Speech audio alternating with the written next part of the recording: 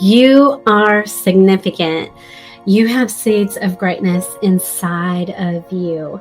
You are not on accident. You are on purpose. You are here for a very divine, special purpose. And we are going to talk in this podcast about evidence that you are significant. All right. So I'm here today with Anna Hershberger, and I'm doing something new. I'm recording this podcast on the go. And I told Anna I appreciate her so much letting me learn while we do her interview today.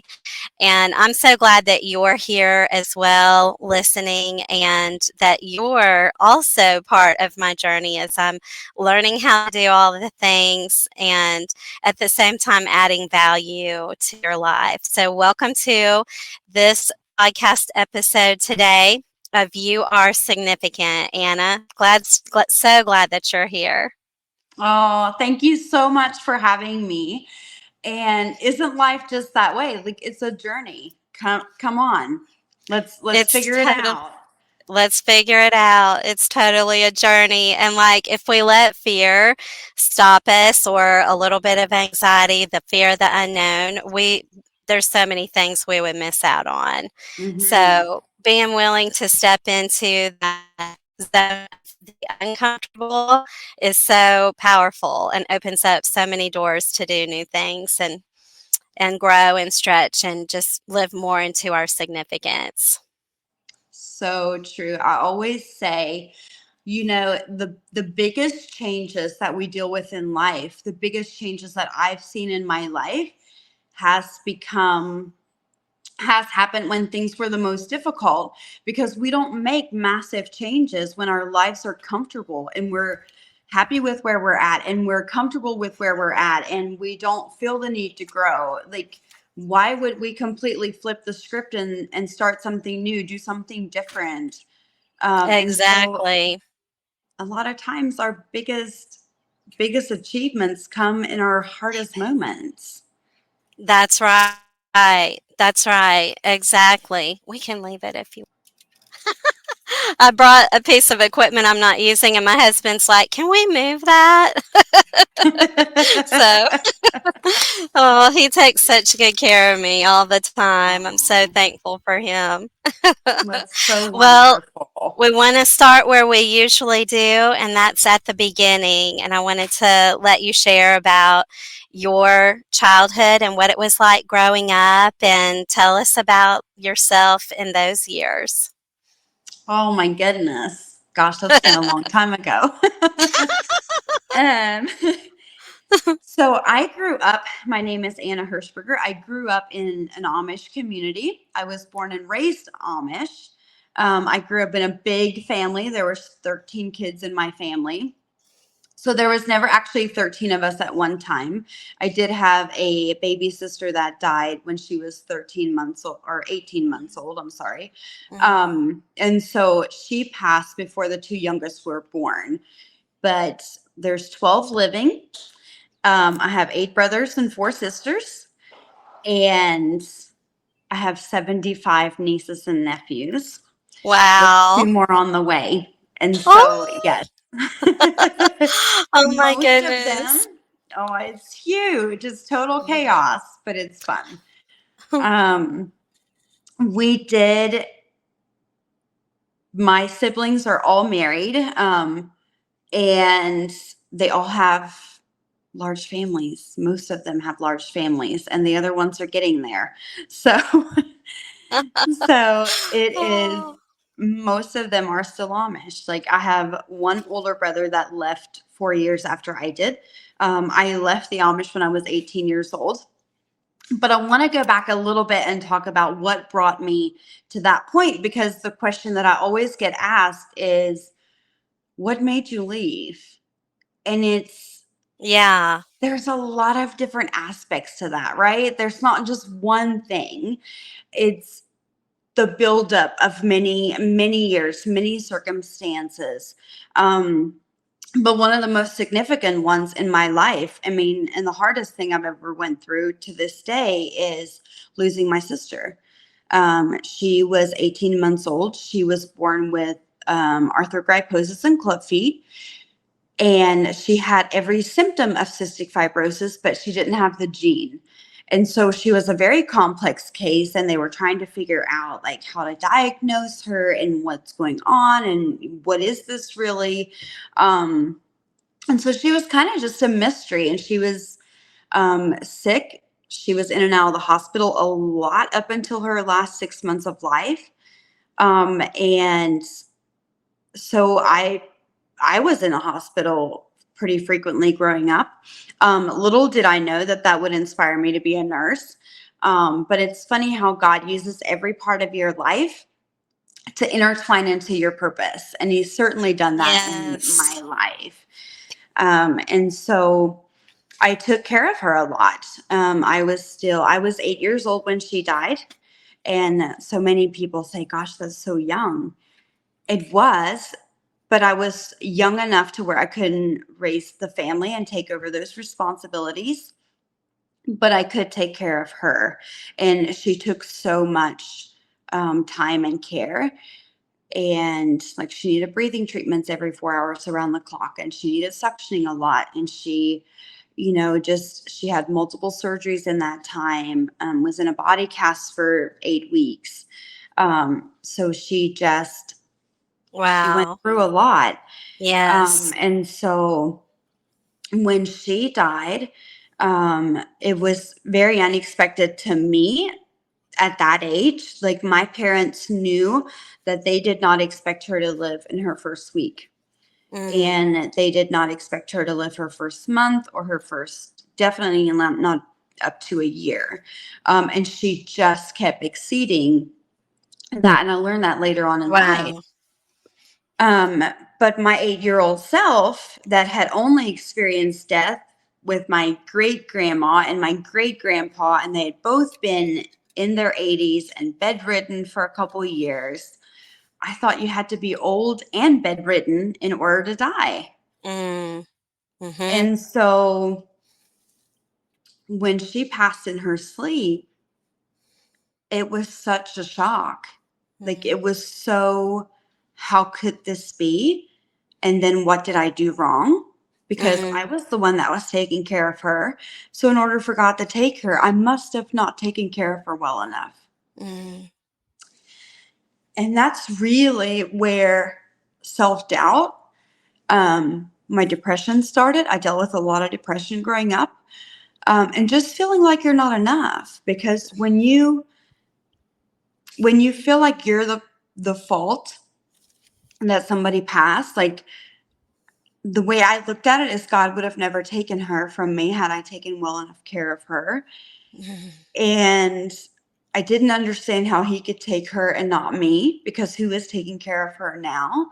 And they Mm. didn't know her like I knew her. So why wouldn't He take me with her? Yeah. And so really the feelings of not wanting to live started very early. Mm. Um,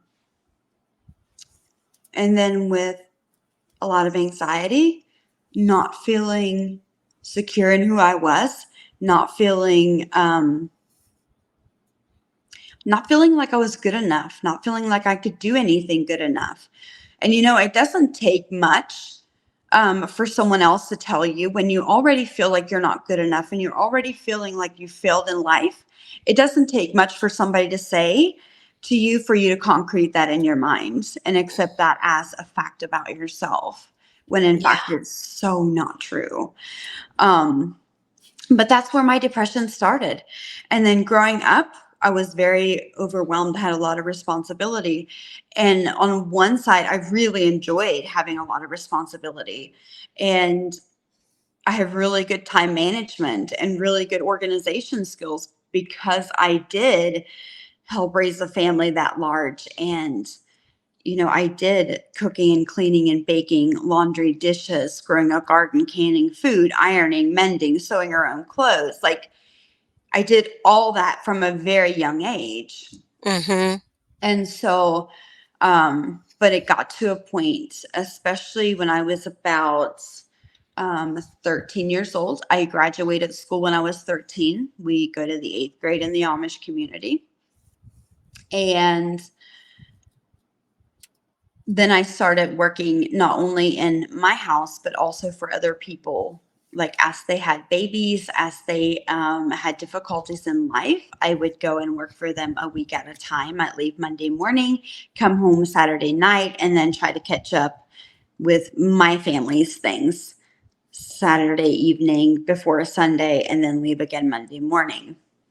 And so I got really, really overwhelmed because things were getting behind at home, and I felt like that was my responsibility.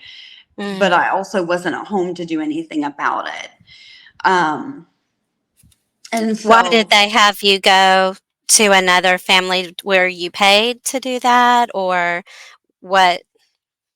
What I was the was paid to motivation? do that, but in the Amish community, you just really help each other out. And after you have a baby, you're given about 6 weeks to just rest and focus on that baby. And they will hire somebody else to come in and take care of the other kids in the home, take care of the home, do all the cooking, cleaning, baking, canning, whatever's going on in their life, to kind of take over as mom so that mom can rest and heal and spend time with the new baby. And I got paid, I think the most I got paid was $7 a day. Mm, Like it mhm. was very minimal, but also a lot of families couldn't afford much. And I Right. know, for years, my mom and dad had 13 kids.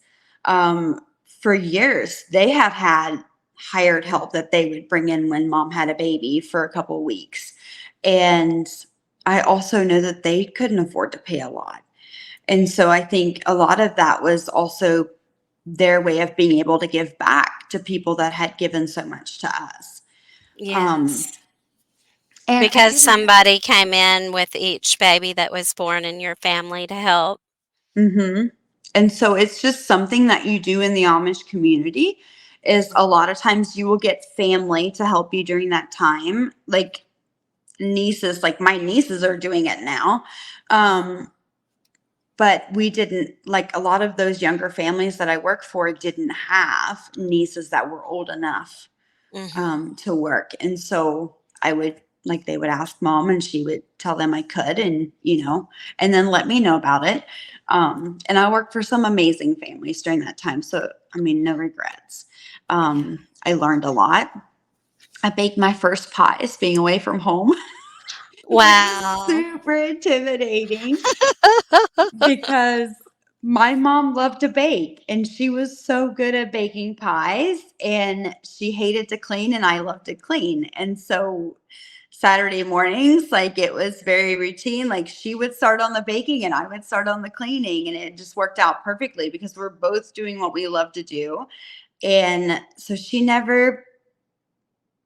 I didn't want to learn how to bake pies. I didn't need to. She was good at it, like, and she loved it. So I never did it. But then when I worked for other people, they were like, I need you to make some pies this morning. And I'm like, yeah, I don't know how.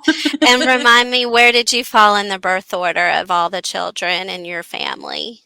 What So number? I'm number 4, and I'm Okay. the oldest girl in my family. And I was switched Okay. in between 6 boys. So Oh, there's 3 wow. boys, me, and then 3 more boys. And so I was the only girl for a while, like Yes. 7 years. Wow. And so my sister, there's an 8.5 year difference between me and my next sister. So I was kind of on my own. Like I did get to teach them as they got older then, which was wonderful. But I didn't have that sister to help me, like through through all of it. Um, Right. So you really also learned how to be self-taught, it sounds like, in a lot of ways, like not afraid to just dive in and learn something new and do something challenging. mhm. Yeah, it was a lot of just jump in and learn. I mean, my mom Mhm. was there and she'd say, from the time I was 6, 7 years old, like, I need you to bake this. and this is where the recipe is. And like she showed me the first couple times like how to measure things out, and then she would go to the sewing machine, or she would go on about work, and she'd say, if you have any questions, come ask me. But it was very much like just jump in and do it. And it's still how I learn the best, Yeah. because it's how I was wired to learn, is just to just jump in and do it. So I don't regret that. Yes. But no, No, no, we had being a lot able of to learn that way is powerful. yeah, it's definitely So taught me a tell lot. me a little bit more about, as you continue to become a teenager and like, you know, life and as it was, as you've described, like were there changes as you became a teenager? Um, Very much so. Like I was very self-conscious, and my depression had gotten worse.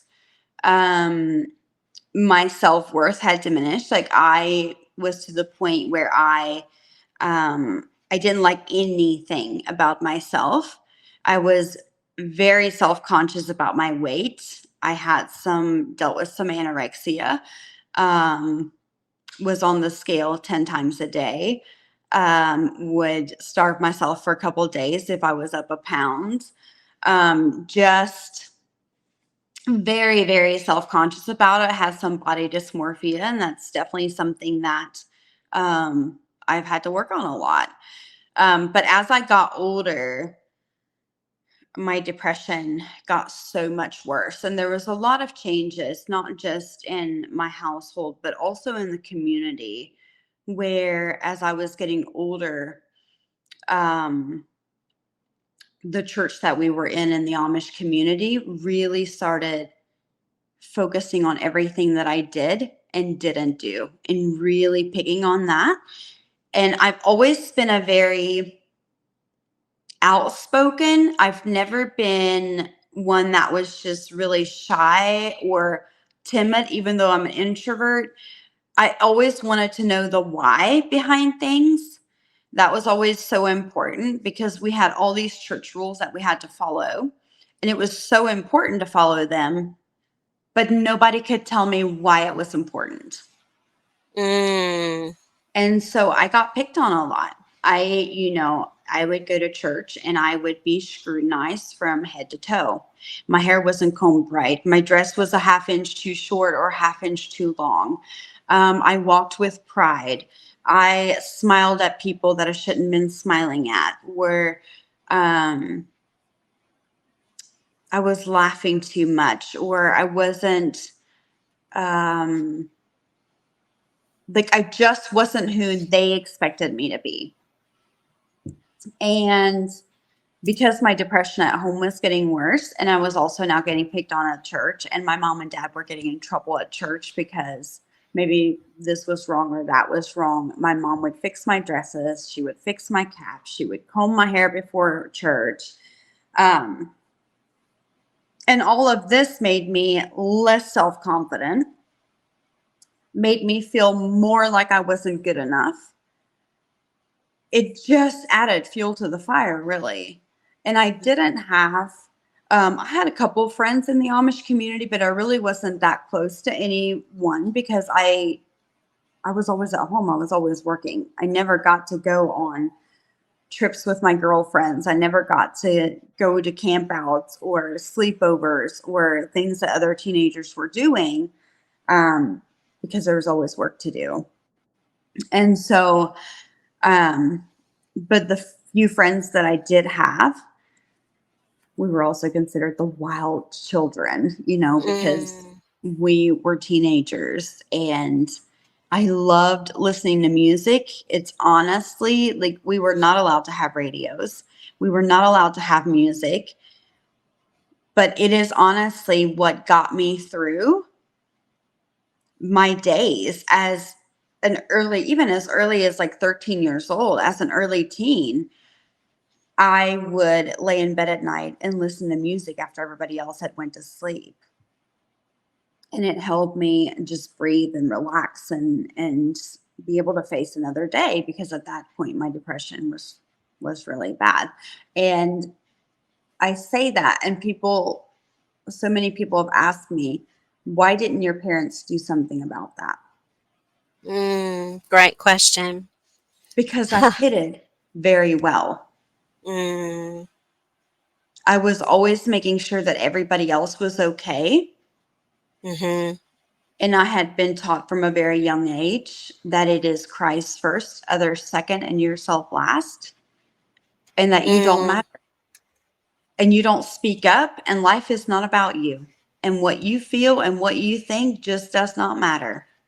mm, And so you just hold everything in so deeply. Like, I never told anyone I was depressed. Definitely didn't tell anyone later on that I was having suicidal thoughts. mm. And I know that my parents didn't pick up on that either. And And there's Anna, and I hear you that you're coming from this as a,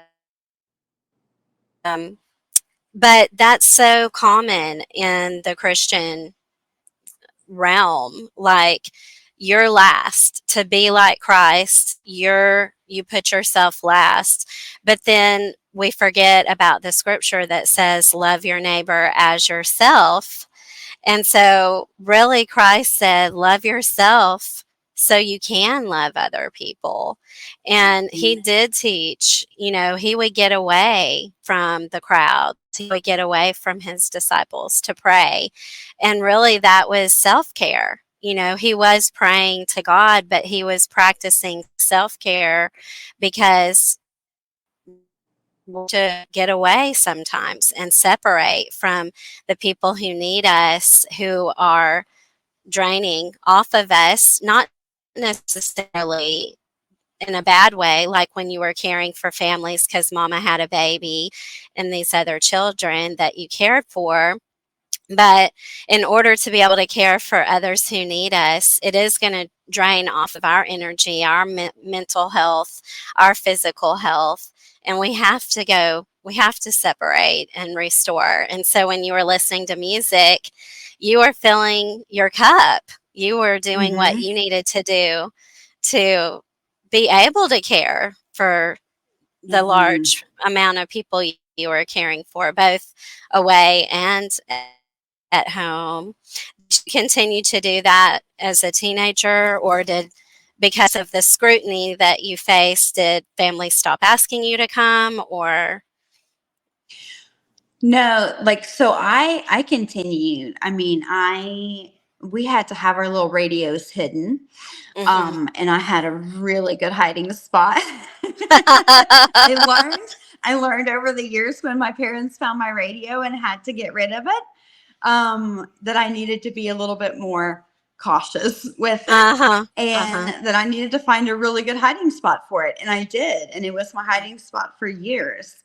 Mm-hmm. And it was under my cedar chest. It just had like this little curvature on the bottom that was just big enough where I could pick it up slightly and slide it underneath, but it was not to where you could like look underneath and see anything.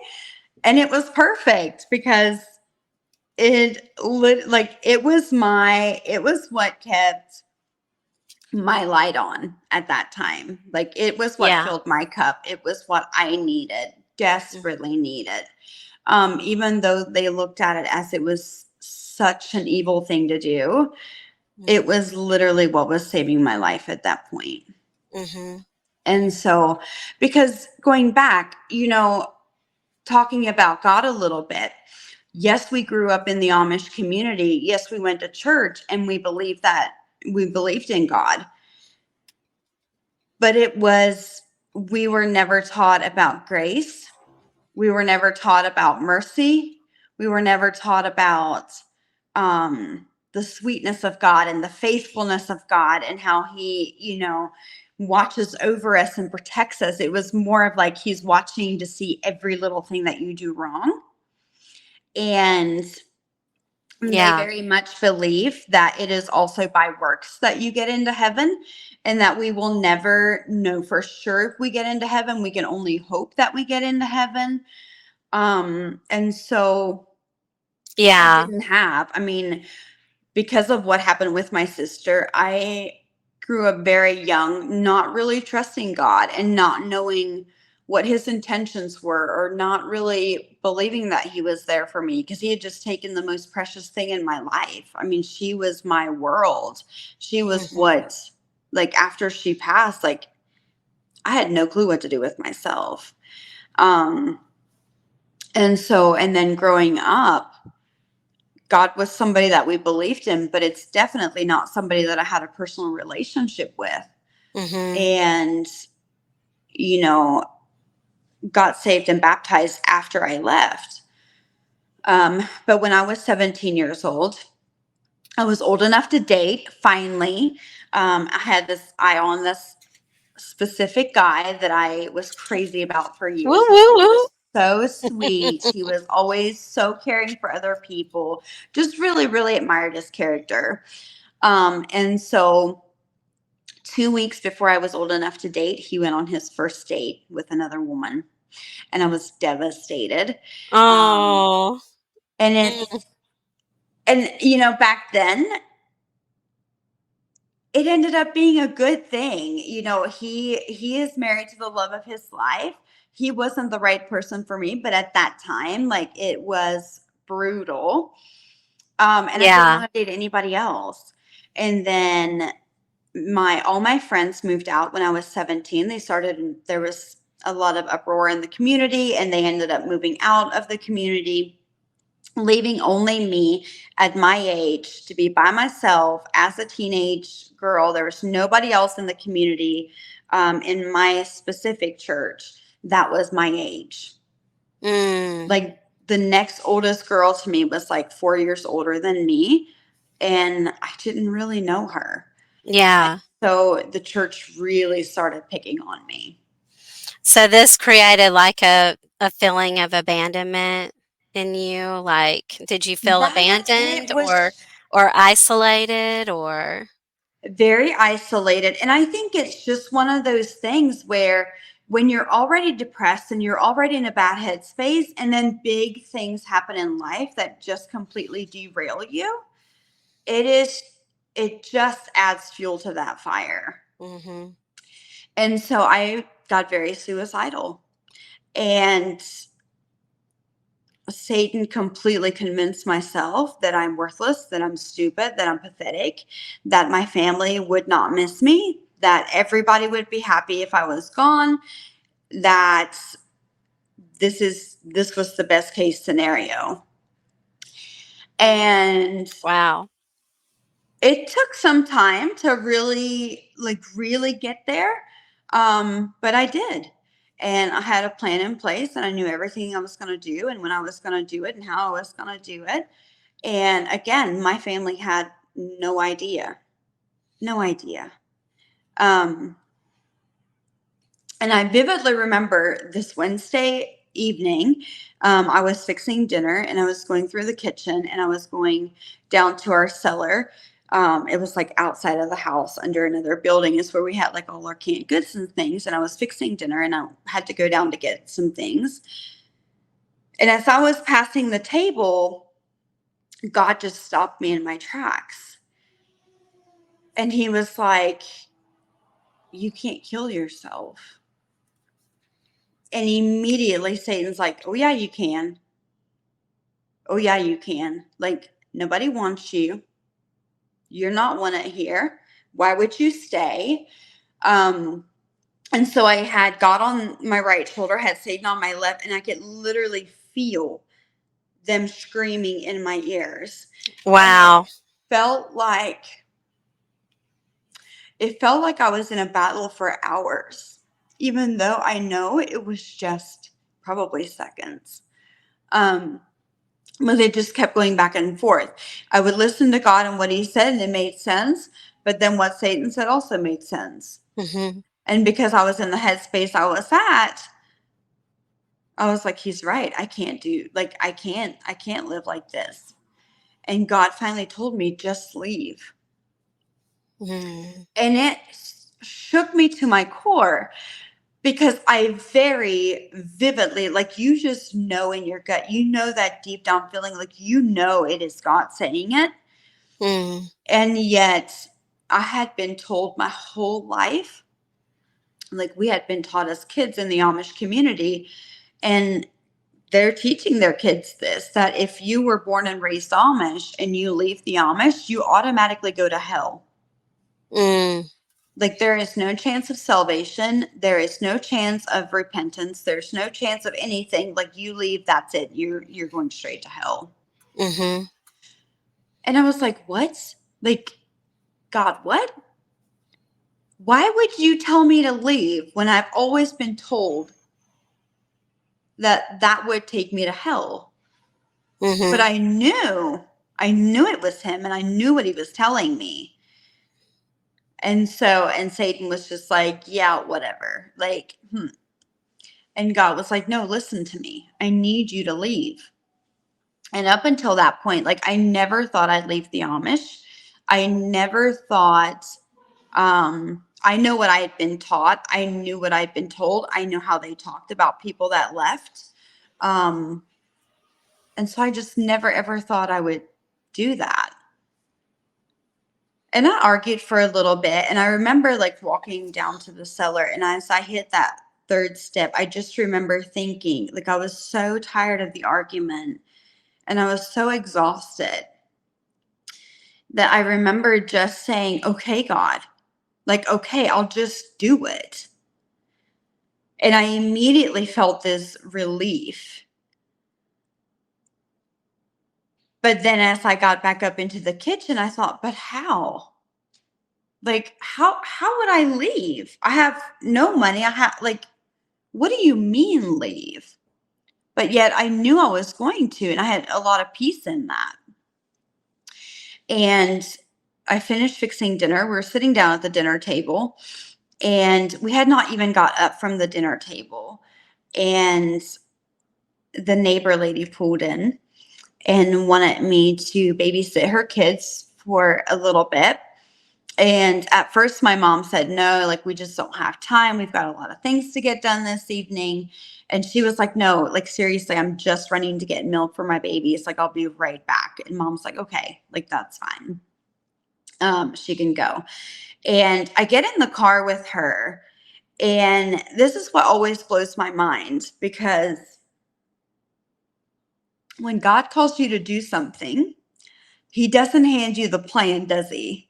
Like, he commands you to obey, and that's it. On And faith, just like Abraham.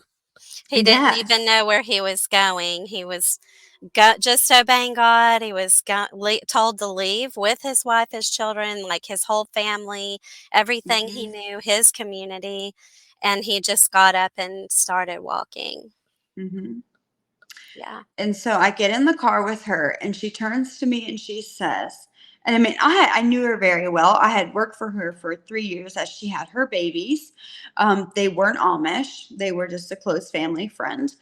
And she looked at me and she said, I don't know what's going on in your life, but me and my husband were laying in bed last night, and we were just talking about you.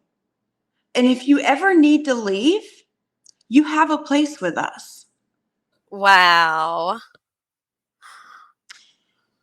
And I was like, are you kidding me? Like, when I think of the goodness and the faithfulness of God,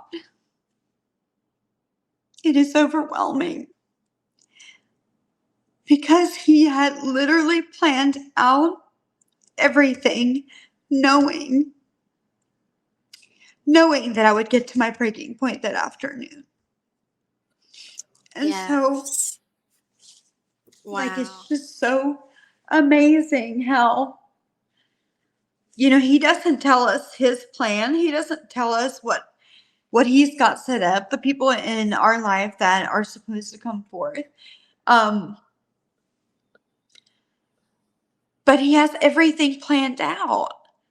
All he Yeah. asks us to do is be obedient to him. And so I looked at her and I said, are you serious? She was like, yeah.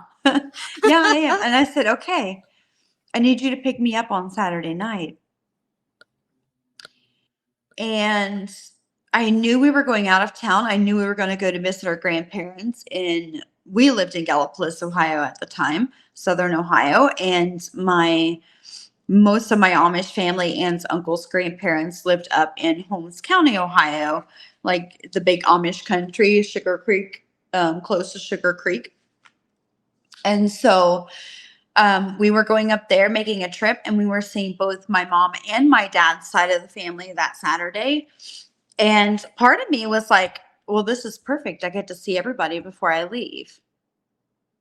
Because there's a lot of kids that leave the Amish that don't have the privilege of being part of the family anymore after they leave. And I had no idea how my parents would react or what the church would command them to do. Yeah, it's the And shunning mhm, that a lot of the Amish practice. It's yes. as if you're not even alive. It's a real um Hmm. that is Very that much so. yeah.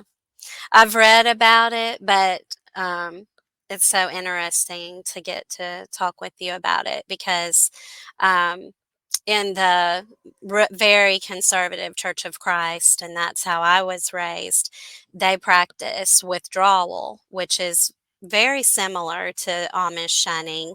Hmm. Like if you're going down the grocery store aisle, a lot of people would go to the other aisle if they saw Hmm. someone who was withdrawn from. Yes. And, even though the Bible commands to treat them as a brother, not an enemy, if there is a withdrawal, but a lot of people don't understand. They're very fearful of being seen by church leadership talking to that person, and then they might be Hmm. withdrawn from, i.e., shunned as well. So they just avoid. And Yes, so, it's you so know, true. that religious practice is, I understand very much the severity of it. That's very much like you are not allowed to sit at the table and eat with your family. You are No. not allowed to sit at the table with members from the church. You are not allowed to hand them anything. They're not allowed to take anything from you. They're not allowed to accept money from you. Like it is very much,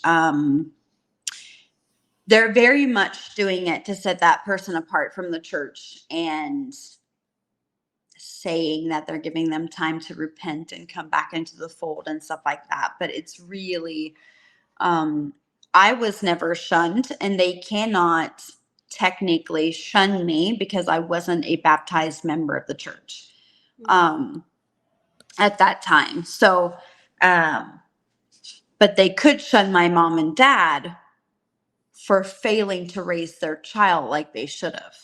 Mm. And me leaving meant that they didn't raise me right. Mhm. And so, me being in my own little world, I don't think I knew the impact that it would have on them. I didn't realize the impact that it would have on my siblings and how they would take it until years later. But I also know that God allowed circumstances in my life to make me strong enough to leave because that is what I was meant to do. Mhm. I know that my sister was mentally handicapped and had a lot of physical challenges, so that I would be exposed to the world of being in a hospital, and I was exposed to doctors and nurses, and it's really what inspired me to become a nurse. Mhm. Um, and so after I left, like I said, I had an 8th grade education, um, and things were not easy. It just because I obeyed to what God was telling me did not mean it was easy to leave. It did not mean that I didn't have hard times. It did not mean that I didn't face challenges. Like the first 2 years that I left were brutal in Mhm. lessons, Mhm. but it was lessons that I needed to learn. It was bringing me out of the naive. It was growing me physically and mentally and spiritually, definitely spiritually. Um, So that night you did go, or that day, that Saturday, you did go see both sides of your family, I and did. then the lady picked you up that night. So we got home around 10 o'clock that night, and we had church the next day. And me being the oldest girl, like I had all the suits to clean and all the shoes to clean and everything to get ready for the next day. And while everybody took showers and stuff, I was busy doing that. And then I was the last person to get a shower and get ready for bed. And so everybody else was already in bed. And we normally slept in tents in the summer because our house was an older house, no insulation upstairs, and it would get really hot. And I left in August of 2003. Excuse me. And so my parents thought that I just slept in the tent, but I was the only one that was sleeping in the tent that night. So they really didn't know what had happened to me because I did not leave a note. I was very angry at the time, and I was afraid I would really regret writing down how I felt. And so it's just like, I would rather just not leave a note than leave a note that I would later regret. Yeah. And how old were you? I was 17 at the time. I turned 18 on Tuesday, and I left Saturday night. So just a few days before I turned 18. Mm-hmm. And so I did. I went out of the house and I snuck out behind the barn and went up to the schoolhouse that, like, our community schoolhouse that we had on our property. And she picked me up there at 2 o'clock in the morning. I had three $1 bills when I left. Like, I had no money. But it wasn't even really a factor. Like, I think you just don't even think about that stuff when you're like trying so desperately to get out of a bad situation, and to where, like, I knew I had to leave, and I knew that was what God was calling me to do, and so it just didn't even matter. But I did. I worked You for them just for left on faith, totally walked away, just in faith, trusting and knowing that God had you, which is bigger than money. It's bigger than Mhm. connections, like a plan, like, and Coot talked about this at a line this year, um, and he talked about surrender, and he talked about Mm. God telling him to go back to where he had just flown in from.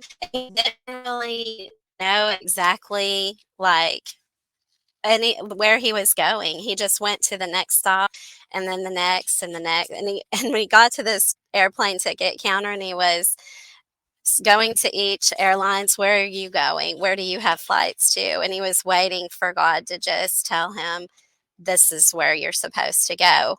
And when he got to where he was supposed to be, it was where he had just come from, traveling internationally. And then he went in this cafe, and he ended up meeting a man that had rejected him years before in what he was trying to do. And so it's just so amazing how God works and how he does provide.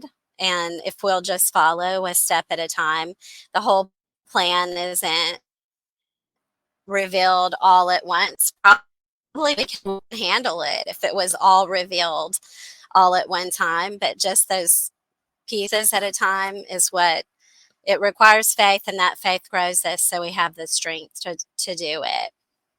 Mhm. And that's like, and thank God that he didn't reveal what would happen even in the next couple weeks, because I would have said never mind. And I know the headspace that I was in, I would have been like, are you kidding me? You're telling me to leave, and then all these things are going to happen. Like, I didn't have a birth certificate.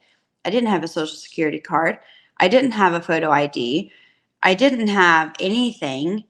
And I worked for the family that came and got me for the first couple weeks. I did all the cooking and canning and taking care of their kids, and they were remodeling their home, and I, like, painted everything and helped get all that stuff. And when all the work was done, she accused me of having an affair with her husband and dropped me off at the local Serenity House where, again, I knew no one. It's Wow. just stuff like that. And that had never even crossed my mind. And I don't know what I did to give her that impression. And like, we've talked about it since. And she was like, yeah, I knew that wasn't going on. But me and my husband were having difficulties. And like, I just needed to be by myself. And that's fine. But don't accuse me of something like that. You know what I mean? And so it's just, Yes. It was a story she made up to mhm, get rid of you, basically. But mhm, still, again, how hard that would be to have someone say that to you that you trusted, that had helped you mhm. before. So she Yeah. dropped you off at the local Serenity House, and what happened? I mean, I was there for, I want to say 3 or 4 days, and I just helped out there. And then one of her friends that had actually been to the house in the week, 2 weeks that I was there, um, had a daughter that was a single mama and needed help with her kids because she was working night shift. And so I moved in with her and lived with her for like the first year and a half. And in that time, I had gotten my driver's license. I moved out into my own little house. I had gotten my GED. I had not, yes, I did get my GED. I had to go back to school for that because, like I said, we had an eighth grade education, but we never did have science or social studies or statistics. We didn't have geography and history. Like, we didn't have those subjects. And so I really had to go back and take classes just to get my GED and then go to college. It is still recording. And so I got my GED. I got into college. I did community college for 3 semesters, and then I did LPN school for a year, and I graduated with that in 2009. And then I went on to get my RN and my bachelor's in science and nursing. And then, yeah, I've worked as a nurse now for 16 years. I have done med surg. I've done critical care a lot the last 6, maybe 7 years. And then I've done traveling nursing for the last 3 years. And I really, really love it. And I'm currently in Arizona, which I absolutely love. But just going back to God using parts of my story for his purpose, God will, I truly, truly believe God will use every single part of our story. He will never waste our hurts. He will never waste a single thing that we go through. And it is all for his purpose and his glory. And so I know that my sister was born and then passed in order to give me the empathy to care for people in the critical care community, because we see a lot of people that lose family members very suddenly, and I can relate to that. And then, I really don't think I would have ever become a nurse, even though I love taking care of people and I love helping people. I don't think I would have taken that route had I not been exposed to it from a very early age. And so, yeah, that's my story. Like, I have been so blessed. God has been so, so faithful. Like, I can write books on his faithfulness and things that I went through in life. Like, it's definitely not been easy. I do still have contact with my family, though. I used to be invited to everything with my Amish family. And then after my dad passed 6 years ago, they kind of, some of them kind of didn't agree it was the best thing anymore. And my nieces and nephews were getting older and things like that. And so they really didn't want us to expose them to our way of life too much. And I respect them. They're the parents. They get to raise their babies however they want to. But so I still go out to mom's all the time and I go see my siblings whenever I can. I'm really close to my sisters and I'm really close to the youngest ones. I mean, I talk to all of them, but the younger ones were always more like my babies. And um so yeah, I'm one of the really blessed ones that gets to leave the community and still have contact with her family. And I don't take that for granted. Like, because I know there's a lot of people that leave and are not allowed to go back home and they don't get to see their family and they don't get in a good church, which I was also blessed to. And that's the other thing is, you don't have to have a really strong relationship with God in order to for him to use you and him to speak to you. Like I just didn't think that where my relationship was at with God that he would ever do anything good for me or guide me or lead me or talk to me. I just I was so full of anger at myself. I was so displeased with myself. I was so full of body shaming and how could why would God even want to talk to me, right? And Mm-hmm. so I think people think that they have to have it all together and they have to be doing, be going to church and doing everything that's right in order for God to speak to them and use them. And it's so not true. Like God can use you in whatever situation you're at. Wherever you're at, he will meet you. Yeah. And he's definitely done that in my life. And so I've been very blessed. And one of the things people always ask me is, how did you go from being that depressed to being grateful and thankful for the life that you grew up in? And honestly, having a relationship with Christ and starting to mend that distrust and things like that has helped.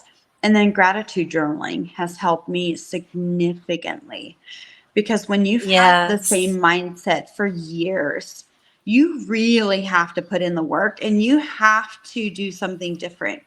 You have to put in the work to get out of that mindset and retrain your brain. And so somebody once told me, and I don't know who it was anymore, but it said you cannot be consumed with depression and have a heart of gratitude at the same time. Wow. And it Mm-hmm. just spoke volumes to me. And so I started gratitude journaling. And every day I would write down 5 things that I was grateful for. And it wasn't big things. And it wasn't just like I'm grateful to have a house and I'm grateful to have clothes and I'm grateful to have my family. It was the little things. It was paying attention to being able to drink your coffee while it was hot. It was to Mm-hmm. listen to the songbirds in the morning. It was to watch the sunrise. It was for that person to smile at me in Walmart. It was like just kindness and just starting focusing on that and writing it Mm-hmm. down. Like writing it down and seeing it again really concreted in my mind. And so now I've gotten to the point where I can really pick up the little things and be really grateful for them. And so it's a process. Like I still have days to where I kind of spiral down. I have to catch myself and go, no, you Mm-hmm. don't. Like, pull yourself back up. This is not what God says about you.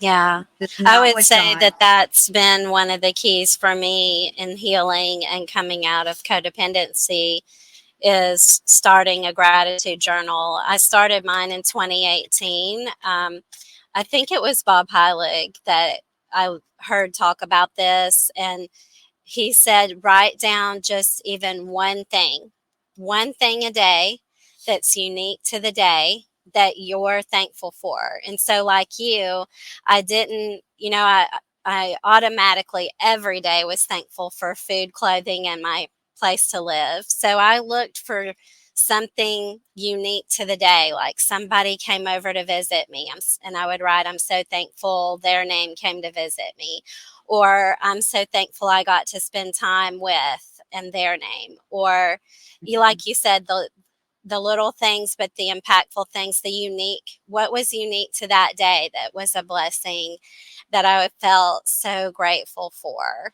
And like one day, on my walk this year, I saw a bluebird, and it was so brilliantly blue, and it perched on it looked kind of like a clothesline pole, but it's how a backyard will meet a front yard when you're on a corner of a street. And so this bluebird was kind of close to the street where I was walking, and I was like, "Oh, what a gift to get to see this bluebird today." And really just pause in my walk, and just I took a little video of it, and I just felt the gratitude like light up my nervous system, feel it in my belly, feel it in my heart. And that kind of gratitude is very healing. It is, and it can snap you out of a bad mindset so quickly. But it takes practice. Like, I don't want It people to think does. like you can do it once or twice and you have a mind shift change. Like, it takes time. I've done this for years now. Like, it's I know when Rachel and Dave Hollis came out with the Start Today Journal, they had talked about gratitude a lot, and I listened to their show quite a bit. And when they came out with the Start Today Journal, I got it, and I still do Start Today journals. And it's so powerful. Like, gratitude is so powerful, and it really is a form of worship. I mean, I really, really think Yes, it's a form of worship. And when you can I agree. appreciate the little things that God puts in your life, it really just magnifies his love for us. It does. And one of the things that keeps coming back to my mind is that when you leave your childhood faith, not the faith necessarily, but the manifestation of the faith, I want to say, this is how I feel anyway. Um, because again, I was raised so conservatively as well. I was raised wearing dresses and skirts only. We didn't celebrate all the holidays everyone else did. We I went to public school, but my family was just very we didn't spend time with a lot of other people. We mostly spent time with either people in our church or each other. And there wasn't a lot of outside influence. I mean, I grew up when there still wasn't cell phones, there still wasn't internet. There was TV, but my mom was very strict. We didn't even have a TV until we were 10. I was 10, and I had one brother, and he was 17 months younger than me.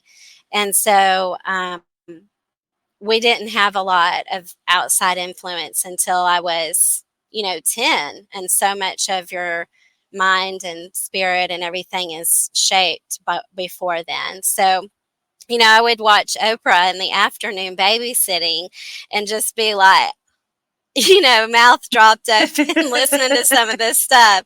And so I just, that's what keeps coming to my mind as I listen to you, the courage and like, I definitely feel what you're saying in the first 2 years being brutal and the lessons you were learning. Like, so I don't know how you feel, but just so much guilt of changing anything, like, because it's drilled in, drilled in, drilled in, drilled in. And, and the reminder is, my parents would be the same way, like, oh, do this, do that, you need to do this. And my mom was very kind in how she said things and gentle. So she wasn't harsh. My dad was much more loud, but he wasn't around as much as my mom. I grew up with a mom who was sick a lot. So she was always there, and she was more just like a gentle guide. But still at 49 now, my age, to change anything is still, I mean, just comparing it with, is this what God wants? Is this what I should do? And so how did you go through that transformation? and feel mentally healthier. Like what am I gathering this right, that you actually healed your mental health through these changes, or what helped you heal and be strong enough to do this coming from that terrible depression? I think it's still changing. I'm Mhm. still learning. Mhm. But one of the hardest things for me when I left was I was so used to making decisions in the family, for the family, like as far as like, what do I do today? What am I going to cook? What am I going to bake? What can I get accomplished today? Always had my list. My mom always made a list in the morning. Like she would have her fourth cup of coffee and make her list. Yeah. And so we very much knew what was going to happen that day, what was expected. But what I found out when I left was I had never really made decisions for myself. Mhm. And I would look at other people and say, just tell me what to do. Like, Mhm. whatever you tell me, I'll gladly do it. But I just need you to tell me what to do, because it was so hard to make a decision for myself. Mhm. And so, I mean, as like, even as simple as like eating and what I was going to get at the grocery store for me, like, I did grocery shopping for my family, and I knew what to get because I knew what we needed. But now I have the choice to go get what I wanted. And it was like, Yeah. I don't even know what I want. I don't know what it's like to get to have a say in anything, because we Mhm. grew up in a community where it was normal for you to be out of school at 13, 14 years old. You either teach school or you go work for families. You start dating at 17. You get married by the time you're 20, 21, and you start having babies, and you're a mama Mhm. and a wife. And that's it. Yeah. Like, there's no, what do I want to do with my life? Or do I go to school or do I not go to school? What do I want to do for a career? What do I like? There was no, Do I want to get married? Do I not want to get married? How many no, kids do I want to have, or do I not want to have any? Like, right. That yeah. those were never decisions that you had any control over. And Mhm. so it just never, I didn't realize, and it was really hard. And it's still sometimes like hard to be like, what do I really want? And for Yeah. so long it was about pleasing people and keeping other people happy and doing what other people expected me to do and wanted me to do. Like, I was a huge people pleaser. Mhm. Huge. And I've done a lot of therapy. And Mhm. I've but honestly, I did the 180 method with Alejandra Chris Foley. And for anyone that wants real change, real healing, go take her course. Mhm. Like, it was so impactful. And I truly felt like I got healing from so many things that I just don't even talk about and had never Mhm. talked about and had never dealt with. It's okay to talk about this, but I'd never talk about that. Or, and you just really, when you really do the work and you really focus on healing. And then I listen to a lot of podcasts and I read a lot of books and I go to conferences, and like, I invest in myself. Like, Mhm. it really is an investment. But when you come from a background or you come from a situation that is that hard and breaks you down in every way, you have to start doing things to then build it back up and give yourself a different image and allow yourself to see you the way God sees you. And that doesn't come overnight. Mhm. And Finding your identity, finding your own significance. One of the things that we were talking about last night, when on Thursday nights, my husband and I help co-lead Recovery Through Christ. It's a 12-step recovery ministry, and one of the questions that we were answering in our class was about self-talk. And when a because the facilitators answer the question honestly too. And when I was thinking about self talk, I realized, and I said this to the class, I was like, I don't think I really have a lot of self talk because I'm still healing through codependency. And when I was in the depths of it, the full swing on, didn't know what it was, doing the things. When I would wake up, it was, how can I please him? How can I please my little kids? How can I please my husband? What does he want? What do I need to do to make him happy today? What do I need to do to make my kids be happy and not cry? They're little. What am I? So it was all about, my thoughts were all about making other people happy. And it really wasn't, I mean, yes, I did want to I had some goals, but my own identity was like at the back, at the back, at the back. And so my thoughts were really my, we're always thinking of something, and my thoughts were primarily about others and how to Mhm. make them happy and how to help with their goals and how to help keep them going. And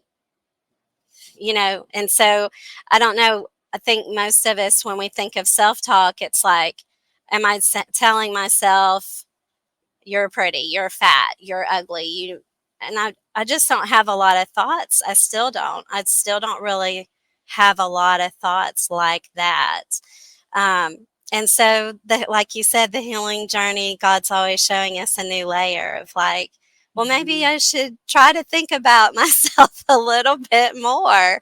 And even saying that is hard because I've been raised to think that's selfish. That is so selfish to spend very much time on that. And Mhm.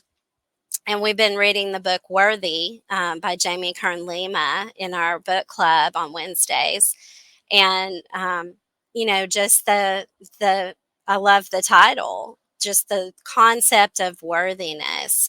And I know that I'm worthy because of Jesus, not because I'm perfect or have it all down or anything.